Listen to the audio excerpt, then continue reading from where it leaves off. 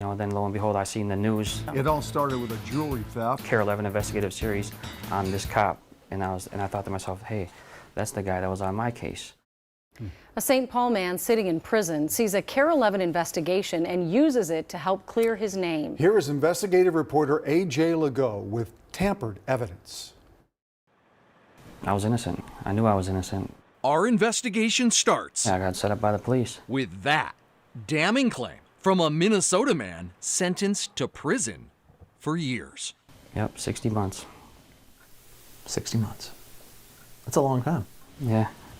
42-year-old Ben Hill is quick to acknowledge he's made mistakes. So I know that I'm not allowed to have any guns. I know the consequences. I don't play around with guns. There's DNA evidence, however, that seemed to prove otherwise.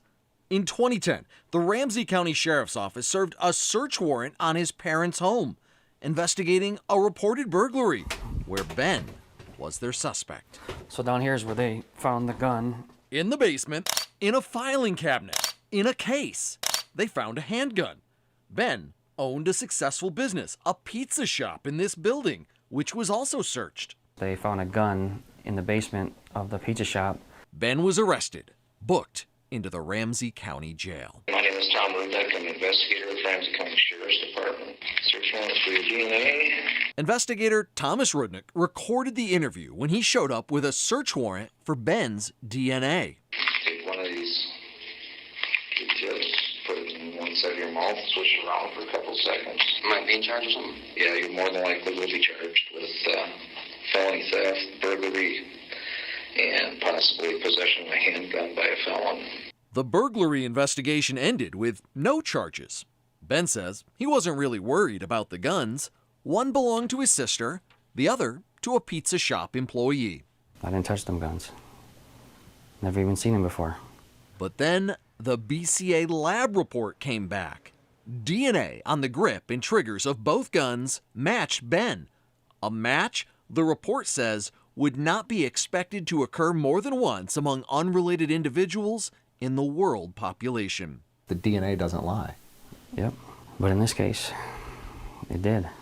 At trial, that DNA sealed his fate. The jury's easy verdict? Guilty. Ben Hill became DOC inmate number 240626. Here's where that seemingly open and shut case takes a bizarre twist. In 2016, a KARE 11 investigation exposed how the lead investigator on this case that sent Ben Hill to prison belonged behind bars himself. Deputy Thomas Rudenick, the same investigator from Ben's case, was tampering with evidence and bungling cases. After he retired, it was discovered he'd let actual thieves walk free, while he took evidence he seized, like this jewelry, and pawned it himself, caught on camera, lining his own pockets at the expense of victims, like David Bellis. Devastating. It really is. Mr. Rudenick? Yeah. A.J. Legault. I'm with KARE 11 News. Rudenick refused to talk with us. I'm not going to comment, okay? When investigators served a search warrant on his home, they found he'd hung on to all sorts of evidence. The dirty cop was himself arrested, but got a sweetheart deal. He pled guilty to just a misdemeanor, was sentenced to just 1 day in jail, and even kept his taxpayer-funded pension. Ben Hill saw that report on the prison TV. Then lo and behold, I seen the news. It all started with a jewelry theft. KARE 11 investigative series on this cop, and I thought to myself, hey, that's the guy that was on my case. He couldn't help but wonder, had the evidence in his case been tampered with too? After serving his time and getting out, Ben hired attorneys Paul Applebaum and Tom Hagler to try and clear his name. Here's an example of... Hagler discovered doctored records and major holes in Deputy Rudenick's chain of custody for the DNA swabs and the guns in Ben's case. His stories, his web of lies started to fall apart. You're claiming he took the DNA that he collected from Mr. Hill and then wiped it on the guns? Right. This was a complete frame job by Mr. Rudenick against Mr. Hill. Is that true? Our search for answers took us to a small town in Michigan's Upper Peninsula. Former Deputy Rudenick had moved out of state. We tracked him to this house, where his name is scrawled on the outside. We heard him hollering from the back for his dog.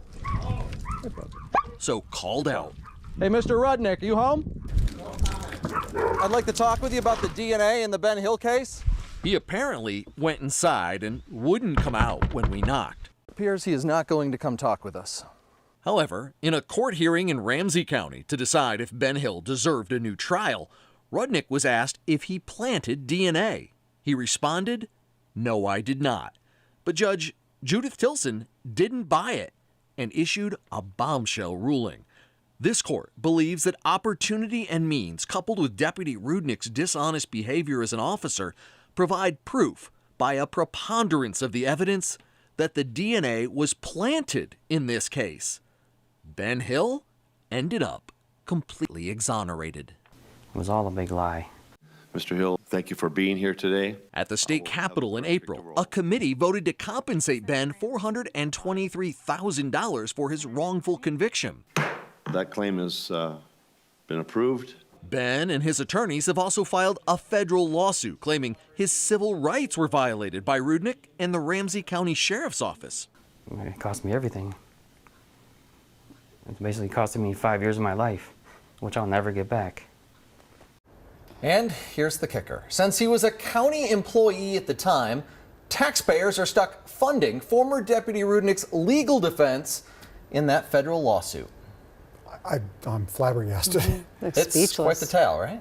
I think when you watch that, you kind of wondered, is there any evidence that maybe he planted anything else on anybody else? Well, here's what we know right now. Records from the Ramsey County Attorney's Office show they don't believe anyone else was framed, and they actually seriously question whether the DNA was actually planted to begin with.